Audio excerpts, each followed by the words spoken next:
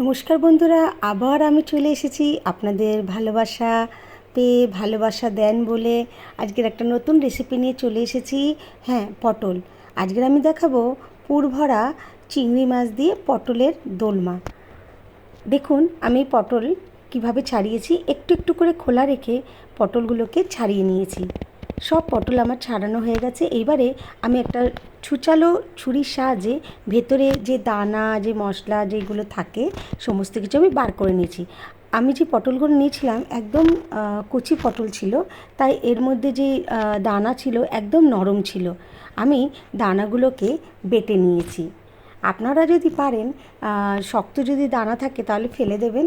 আমি নরম যেহেতু ছিল আমি দানাগুলোকে বেটে পুরের কাজে লাগাবো, তাই আমি বেটে নিয়েছি। এবারে আমি পটলগুলোকে নুন আর হলুদ দিয়ে হালকা করে ভেজে নিয়েছি। একদম নরম করে নয়, একটু শক্ত থাকবে, আমি সুন্দর করে ভেজে নিয়েছি। দেখুন নুন দিয়ে দিলাম আর তার সঙ্গে দিয়ে দিয়েছি হলুদ। ভালো করে নেড়ে চেড়ে আমি সুন্দর করে হালকা ব্রাউন আসা পর্যন্ত আমি ভেজে নিয়েছি। এবারে আমি চিংড়ি মাছ নিয়েছি। চিংড়ি মাছটাকে আমি দুভাগে ভাগ করেছি। এক ভাগ চিংড়ি মাছ নুন আর হলুদ দিয়ে ভেজে তুলে রেখেছি, আর এক ভাগ চিংড়ি মাছকে আমি পুরের জন্যে কাজে লাগিয়েছি। প্রথমে আমি কড়ার মধ্যে যেই তেল চিংড়ি মাছ ভেজেছিলাম তার মধ্যে আর একটু তেল দিয়ে কালো জিরে ফোড়ন দিয়ে ছোট্ট ছোট্ট পেঁয়াজ কুচি করে দিয়ে দিয়েছি। ভালো করে নেড়ে চেড়ে হালকা যখন পেঁয়াজটা ভাজা ভাজা হয়ে এসেছে তখন আমি কি করেছি, যে পটলের ভেতর থেকে যে দানার ইয়েটা বার হয়েছিল মশলাটা, সেই মশলাটা যে বেটে রেখেছিলাম সেটা আমি এর মধ্যে দিয়ে দিয়েছি। দেখুন এই যে দিয়ে দিলাম। এবারে আপনারা কি করবেন, ভালো করে নাড়বেন। নেড়ে এবার আর ওর মধ্যে লঙ্কার গুঁড়ো, হলুদ গুঁড়ো, জিরে গুঁড়ো আর দিয়ে দিয়েছি ধনে গুঁড়ো। তারপরে দিয়ে দিলাম যেই বাকি চিংড়ি মাছটা ছিল, সেই বাকি চিংড়ি মাছটা আমি দিয়ে দিলাম।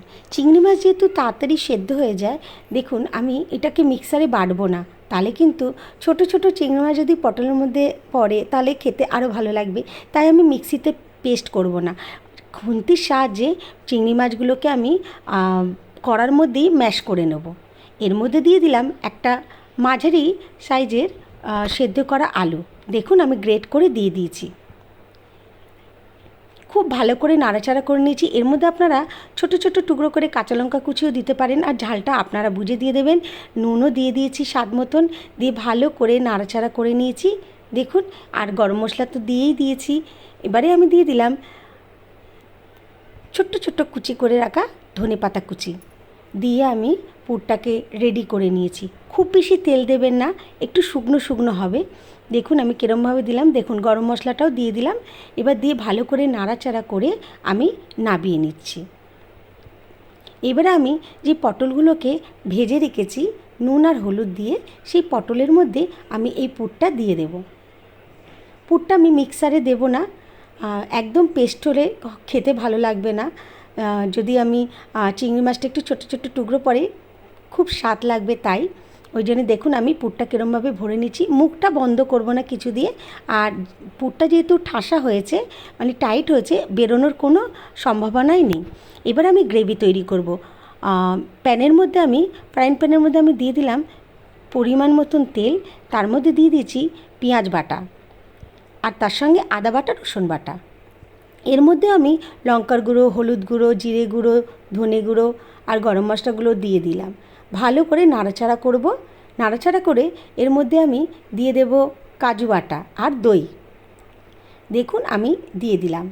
কাজু বাটা দিলে খুব সুস্বাদু হয়, আর গ্রেভিটাও খুব থকথকে হয়, বেশ সুন্দর খেতে লাগে। দেখুন আমি দিয়ে দিয়েছি। এবার আমি স্বাদ মতো নুন আর চিনি দিয়ে দিলাম। চিনিটা আপনারা নাও দিতে পারেন। আর সামান্য একটু গরম জল করে আমি গ্রেভিটা একটুখানি বাড়িয়ে নিয়েছি। এবারে পটলগুলো আমি দিয়ে দিলাম। দেখুন পটলগুলো দিয়ে আর যে চিংড়ি মাছগুলো ভেজে রেখেছিলাম আমি এই গ্রেভির মধ্যে দিয়ে দিলাম। আমার তৈরি হয়ে গেছে। এবারে ঢাকনা চাপা দিয়ে যতক্ষণ না সেদ্ধ হচ্ছে আপনার অপেক্ষা করবেন। আমার তৈরি হয়ে গেছে পুর ভরা পটলের দোলমা, ওটাও আবার চিংড়ি মাছের পুর দিয়ে। আমার রান্না যদি ভালো লেগে থাকে আমার চ্যানেলকে সাবস্ক্রাইব করে দেবেন, লাইক আর কমেন্ট করতে ভুলবেন না বন্ধুরা। আজকের মতন এইটুকানি, আবার নতুন রেসিপি নিয়ে হাজির হয়ে যাব। টাটা।